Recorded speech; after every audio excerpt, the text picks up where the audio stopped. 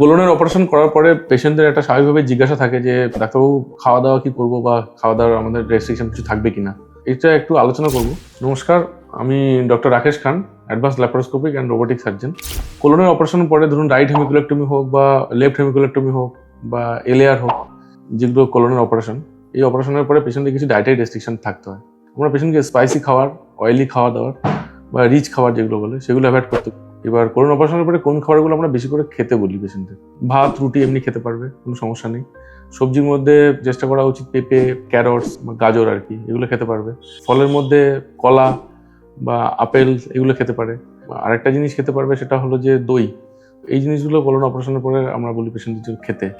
ধন্যবাদ আমার ফলোয়ারদের, যারা ভিডিওগুলো দেখছেন এবং সাপোর্ট করছেন। যদি আপনাদের কোনো কোশ্চেন্স থাকে সেগুলো কমেন্ট বক্সে লিখুন, আমি পরবর্তী এপিসোডে এগুলোর উত্তর দেওয়ার চেষ্টা করব। ধন্যবাদ।